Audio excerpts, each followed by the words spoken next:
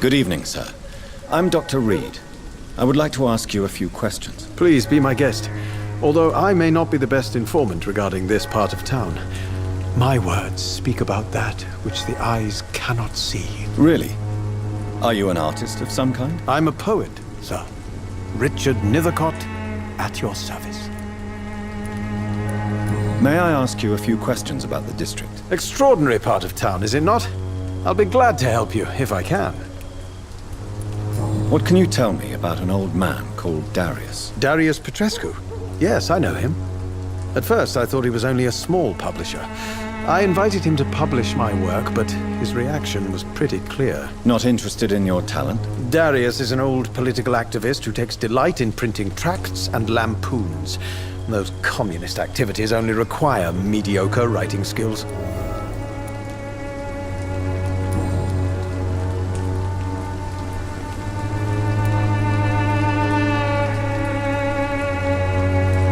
I'll leave you alone, sir.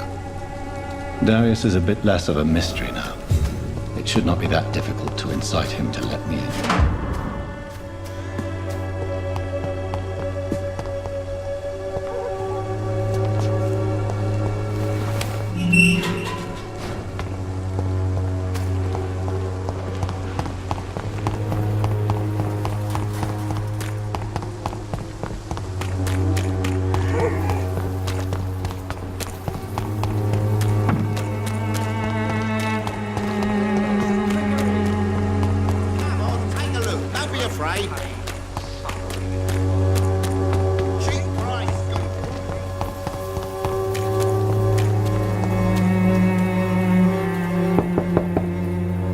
Mr. Petrescu, just 1 minute, please. You again?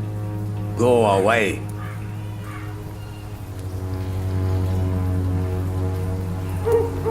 Sir, wait. Stop this nonsense. I know Nurse Crane is here.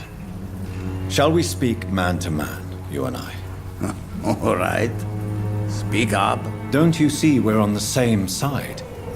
We fight to help the poor, sick, and abandoned. I'm nothing like you, Mr. Doctor. Yes, you are. You too believe in providing medical care without charge. You know what we have to sacrifice to make the world a better place. I have to admit your words have conviction. All right, I'll let you see Dorothea. Don't make me regret this, though.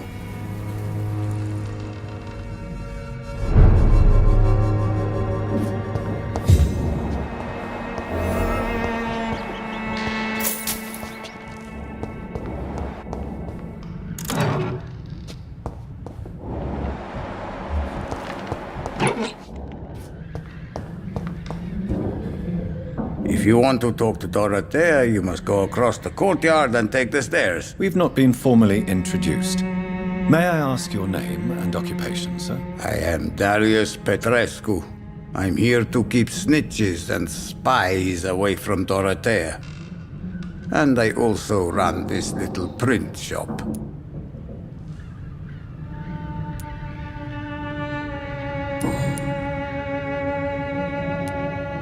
How did you meet Nurse Crane, Darius? Why does she trust you? I'm her oldest friend in England. Dorothea and I share many ideas about this country and about the country we left. You mean occupied Romania, don't you? Even if not directly, I fought against your enemies. Really? Then perhaps you have more in common with Dorothea than meets the eye, Dr. Reed.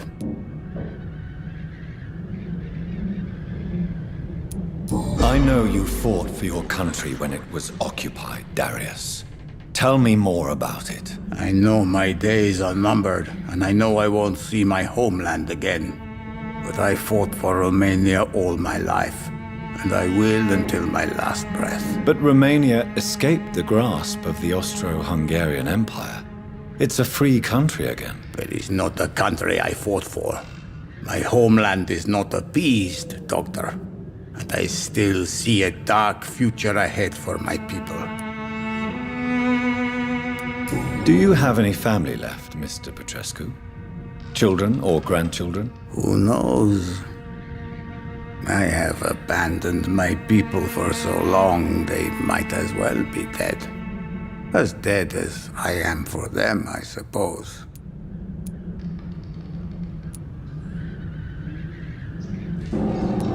Don't be embarrassed, sir. If you must know, my own father disappeared many years ago, and I forgave him. It's quite awkward to talk about our families like this, but thank you, Dr. Reed. I appreciate your trust. This war won't last forever. Did you ever think of returning to your country now it's free? No. I have taught strength and determination to my sons and daughters. I'm an old, dying man who only has memories of better times to cherish.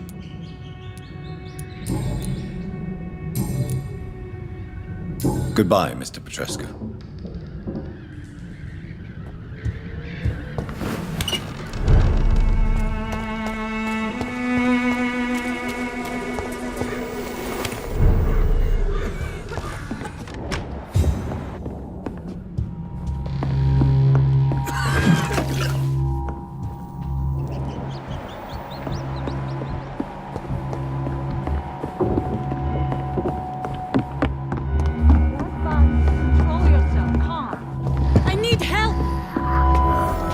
What do we have here, nurse? Patient Raz Van Vasily, high fever running on 3 days.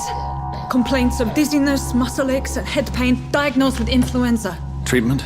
Aspirin and salicin for the fever and discomfort, liquids for dehydration, but he's having trouble keeping even water down.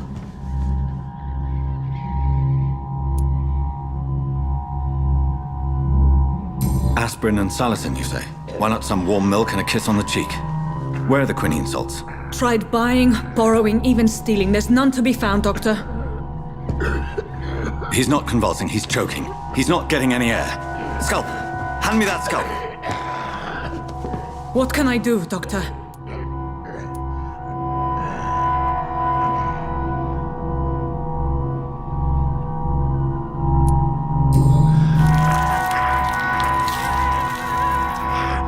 I need to perform a tracheostomy. Short pipe. That rubber tube will do. We're going to cut a passage for air through the neck. Yes, Doctor. He's breathing again, but he's coughing up blood. Internal hemorrhaging. I need to make another incision into the chest cavity to drain the fluids from the lung. Prepare another tube. A thoracostomy? Doctor, we've nothing to fight the infection. We need an aseptic environment.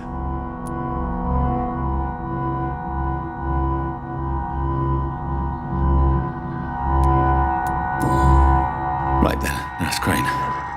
What do you suggest we do? I've no idea. I'm not the doctor. Time is of the essence. We need to perform a thoracic drain. Yes, Doctor.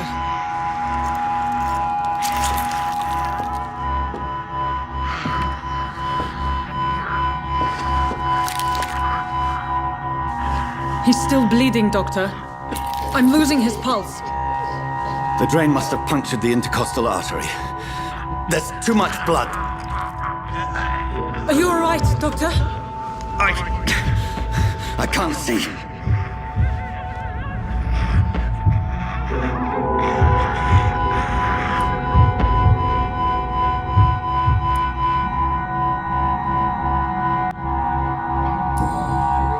Yes, I have this, nurse. Allow me to finish the procedure alone. I need the room. I'd prefer to stay and see this through. This is my patient, Doctor. I have needle and thread for stitching the wound.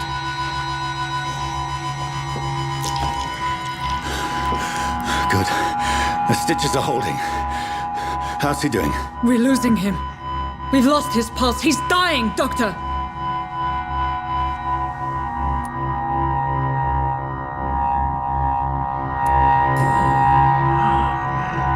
A dose of epinephrine, now. Yes, Doctor.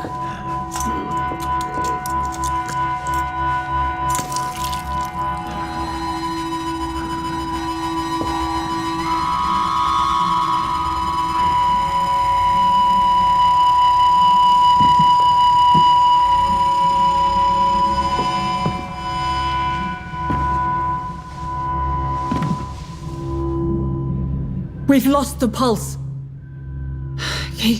He's gone, Doctor. Nurse, We did everything we could. Truly? Everything you could. Is that how you'll report this in your log? Is this how the war went? Piling up one poor corpse beside the next? This was not an influenza-induced seizure. I've never seen symptoms like these on the continent. Neither have I. But the previous symptoms leading up to this attack were the same, indistinguishable from the epidemic. No. There was something more vile in these reactions. Something primitive. There have been numerous reports of mental breakdowns caused by the fever that accompanies the flu itself, Doctor. Yes, but... I'd best take some samples of the blood for analysis.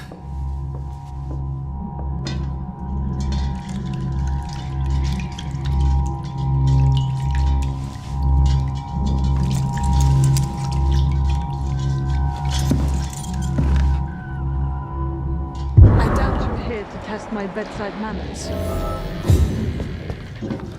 I suspect it was more than intuition alone that led you to us. So, how might I be of service, Dr. Reed?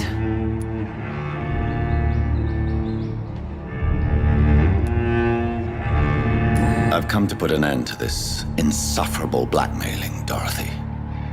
Doctor, you think your warnings scare me?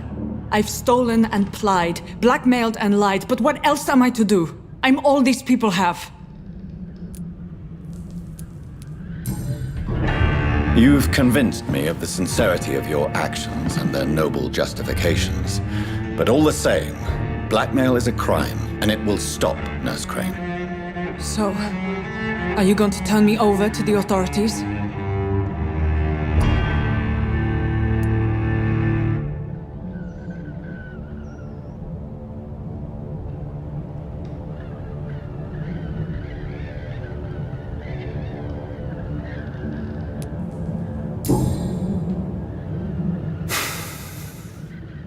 No.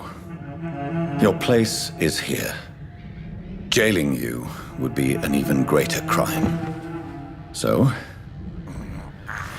here is my proposition. I'll look the other way on your little enterprise. In exchange, you will resign from the Pembroke Hospital and provide me with medical supplies when the need arises. Dr. Reed! That sounds like a business proposition. My accomplice, then. No, just a privileged client. My research may require the occasional rare piece of equipment or ingredient. I'll pay good coin in exchange, fair and honest, to help finance your noble endeavors.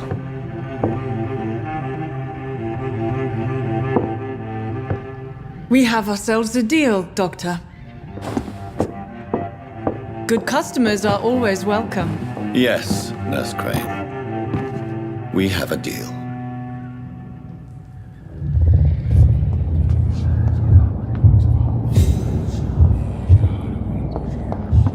It's locked.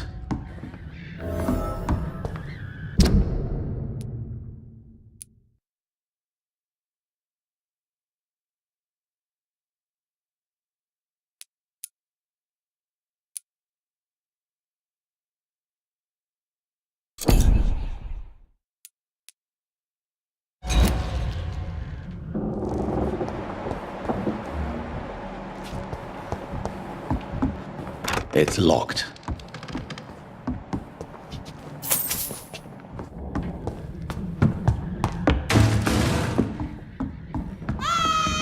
He's dead, all right. See them fancy clothes? This one's...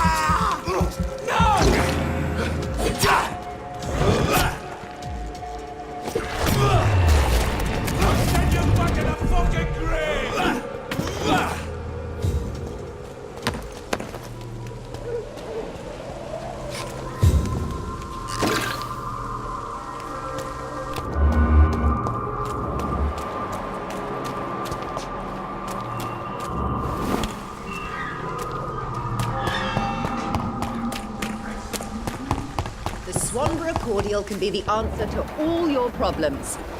As long as you have the money.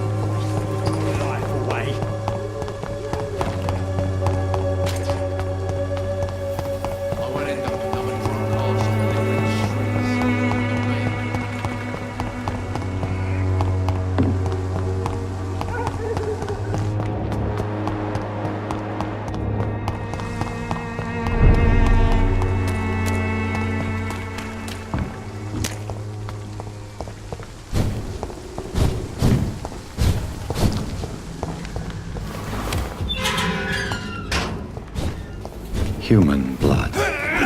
Whoever left these marks did so deliberately. Kill it, boy! There's one of them burning! Crush the leech, boys!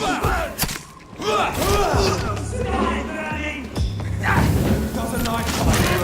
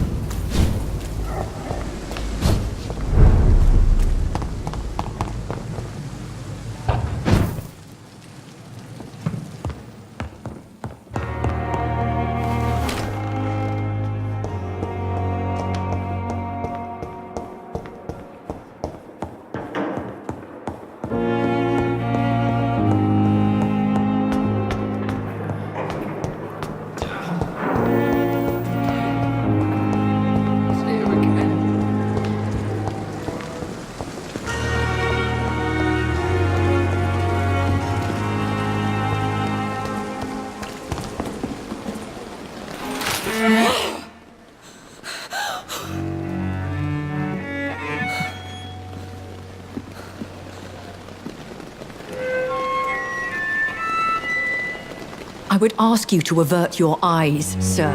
Or did you not know it was rude to stare? I knew it. Speak up, Dr. Reed. I like a man who speaks his mind.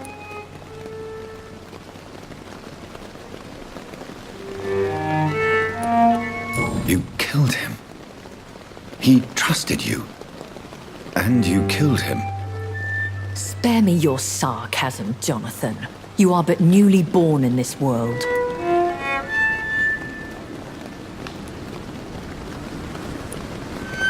No need to apologize, my lady. I know exactly what you endure. The situation is somewhat awkward nonetheless. I have not been observed sustaining myself for many decades. I have to say I'm a trifle embarrassed. Anyway, I have concluded my inquiries concerning your blackmailer. I see. Please excuse my agitated state. Under normal circumstances, I wouldn't let anyone see me in this condition. I must confess I have not put an end to the blackmail, my lady. Unfortunately, I could not bring myself to do it. I'm so disappointed in you, Jonathan. I didn't expect this from you. Lady Ashbury, you yourself admitted how ridiculous the sum of money was. I can assure you it was all used for charitable ends. Well, you are full of surprises, aren't you, Jonathan? All right, say I trust you, but you will still pay the ransom. That is only fair. After all, it was you who failed to bring this problem to a satisfactory conclusion. I believe I could agree to that. And since a lady always keeps her promises, I will now answer any questions you may have.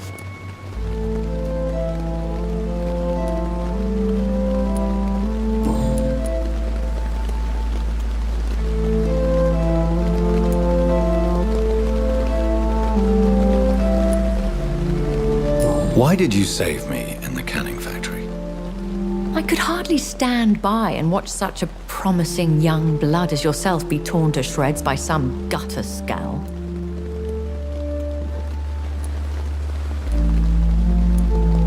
William Bishop wasn't the vampire that created me then.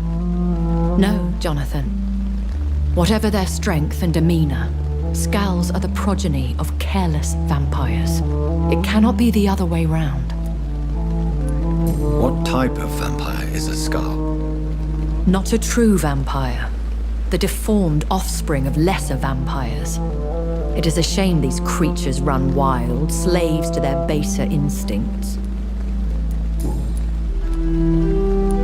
Why does Dr. Swansea allow you to feed on the patients of the hospital?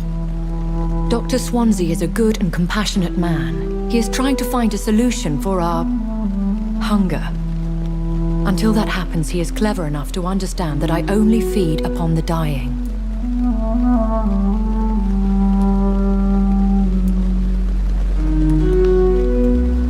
What do you know about this Brotherhood of St. Paul's Stole? The Brotherhood is well known amongst London vampire society. As long as our kind is discreet, and as long as they do not interfere, we have come to a mutual understanding. And no one suspected you of the murders? As you well know, suspicion has recently fallen on me of killing for pleasure. But you have my word, Jonathan. I take no pleasure in taking a life. I know this is beyond the pale, but may I inquire your age? Really? And I thought you were gentlemen. If you must know, I'm 27. I've been 27 for a long time now, and 27 I shall remain. And who bestowed upon you this eternal youth? My maker. He left this isle a long time ago. Very well, but I believe there is more to this than you are saying. A lady has to have some secrets.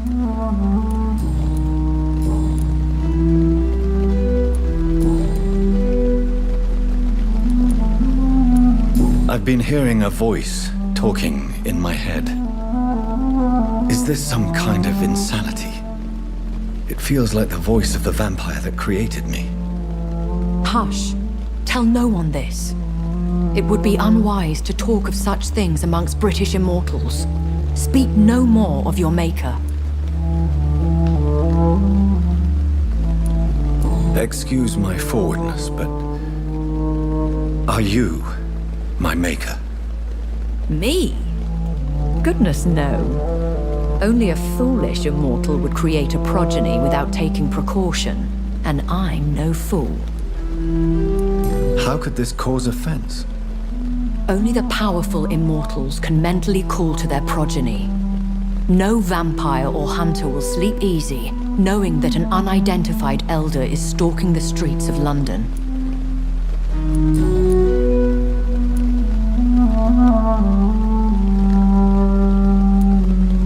I don't understand. Why was I created and then left for dead? That is a question only the one who made you can answer. It's not normal practice. I doubt even if you find him, he will answer you, considering how cruelly he treated you. I'd like to avoid creating another vampire by mistake anyway. Tell me, how is it done? The process is dangerous. It could even kill your potential progeny. If you did decide to sire an offspring, they must drink of your blood, Jonathan. So me being a vampire could have been a mistake. I very much doubt it, Jonathan. Contrary to the legends, it is not as simple to make another vampire by just biting someone. A vampire? Is that what I am? What we are? Such a crude word, defined by penny dreadfuls and drunken hacks. No. You are now an Ekon, and that you shall remain. So we are Ekons. How can I identify us amongst other vampires? How to put it? All Ekon are vampires. But all vampires are not Ekon. We are but a branch of the immortal tree. Are you an Ekon too? Yes, I am. We are the closest thing to what man refers to as vampires. Forget what you think you know about us.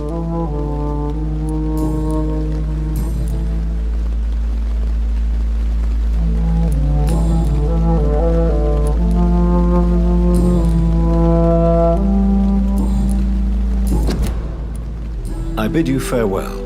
For now, my lady. I must quickly analyze the blood I took from Nurse Crane's patient.